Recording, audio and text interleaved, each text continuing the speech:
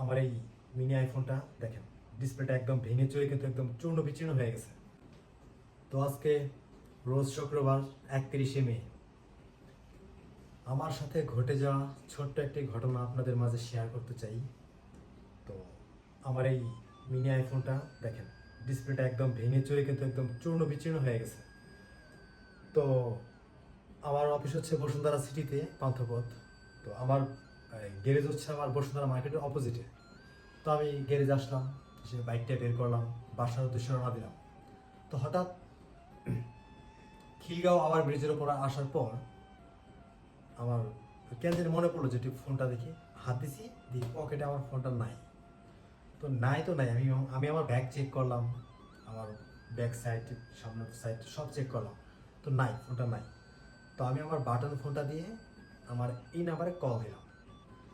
তো কল ধরে না, একটা ভদ্রলোক ধরছে। 4-5টা কল দেওয়ার পর, তো কলটা ধরার পর তাকে জিজ্ঞেস করলাম যে ভাই আসসালামু আলাইকুম।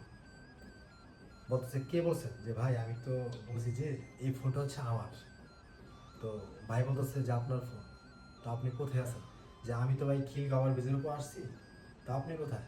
তো ওই লোকটা বলতেছে যে আমি বনানী আছি, তো আপনি আসেন, আপনার ফোনটা নিয়ে যান। তো আমি একবার ভাবলাম যে যাবো, একবার ওই না, আবার একটু দ্বিধাদ্বন্দ্বে পড়ে গেছি। তো আমি গেলাম। তো বনানীর কাছাকাছি গিয়ে আমি লোকটাকে কল দিলাম, 4-5টা কল দিলাম, সে আমার কলটা রিসিভ করতেছিল না। তো তখন মনে একটু ভয় জাগতেছিল আর কি, যে আসলে কি হইতাছে। তো সে আমার ফোনটা রিসিভ করলো, বলতেছে ভাই আপনি কোথায়? আমি বলছি ভাই আমি তো বনানী চলে আসছি, তা আপনি কোথায়? তো উনি বলতেছে আমি তো কুড়িল বিশ্ব রোড। তো ঠিক আছে ভাই, আমি কুড়িল বিশ্ব রোডে আসতেছি। তো আমি আমার বাইকটা টান দিয়ে আমি কুড়িল বিশ্ব রোডে গেলাম। তো ওখানে গিয়ে আবার কল দিলাম, সেম কাহিনী, আবার সে আমার কল ধরে না। তো 4-5টা কল দেওয়ার পর সে আমার কলটা আবার রিসিভ করলো। রিসিভ করার পর বলতেছে ভাই আপনি কোথায়? আমি বললাম ভাই ফোন যদি না দেন আমাকে ঘুরে আন না, কিন্তু আপনি বলেন বনানী কুড়িল বিশ্ব রোড, তো এমন কেন করতেছে? তো সে বলতেছে ভাই আপনি আসেন, আসলে বুঝতে পারবেন। আমি তো আপনি আছেন কোথায় এখন? বলতেছে 300 ফিট। তখন তো আমার ভিতরে একটা টেনশন ঢুকে গেল। 300 ফিট? কি বলে বনানী কুড়িল 300 ফিট? আচ্ছা, যেহেতু কুড়িল পর্যন্ত আমি আসছি, 300 ফিট কাছে, তো আমি গেলাম। তো কুড়িল গিয়ে আমি তার মানে 300 ফিটের রোডে আমি তাকে কল দিলাম, ভাই আপনি আমি কোথায় আসবো একজাক্টলি, আপনি আমাকে অ্যাড্রেসটা দেন। তো সে বলতেছে যে আপনি 300 ফিট গরুহাটে আসেন। আচ্ছা ওকে ফাইন। তো আমি 300 ফিট গরুহাটে গেলাম, 3 নাম্বার ব্রিজ, কাঞ্চন ব্রিজের কাছাকাছি এটা। ওখানে গিয়ে কল দিলাম। তো 2টা লোক আসলো, আইসা বলতেছে আপনি? জি জি। আমার ভিতরে একটু ভয় কাজ করতেছিল আসলে, রাতের বাজে তখন 11টা, যে এত দূর গেছি আমি।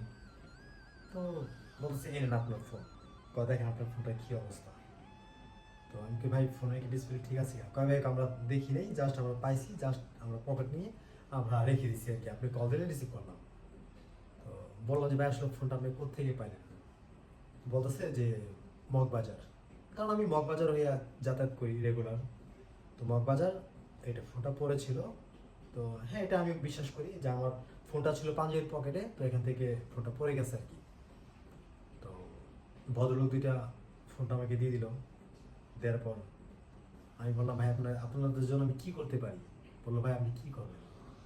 যে ভাই একটা ঠান্ডা কিংবা কফি খাওয়াই। কারণ আমি কিচ্ছু খাওয়াই দেবো না, আপনাকে আমরা ফোনটা দিতে পারছি, এতে আমরা খুবই গর্বিত, খুব ভালো লাগতেছে যে আমরা একজনের একটা হারিয়ে যাওয়া মাল ফেরত দিলাম, কিংবা পড়ে যাওয়া মাল। তো আমার এতটা ভালো লাগছে যে কল্পনার বাইরে। আমি আসলে আমার এই ফোনে আসা আমি একদম ছেড়ে দিয়েছিলাম। তো তারপর আমি ওই ভদ্রলোক 2টাকে আমি একটা চাওয়া খাওয়াতে পারিনি। আসলে ওনারা মূলত 300 ফিট গরুর হাটে যাওয়ার উদ্দেশ্যে ওনারা বাইকে রওনা করছিল।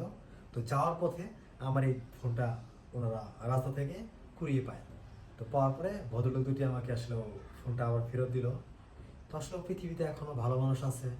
তো সবাই দোয়া করবেন ভাই 2টার জন্য, যে ভাই 2টা আমাকে ফোনটা ফেরত দিয়েছেন। তো পাশাপাশি আমার জন্য দোয়া করবেন যেন আমি ভালো থাকি, সুস্থ থাকি। তো সবাই ভালো থাকবেন। আসসালামু আলাইকুম।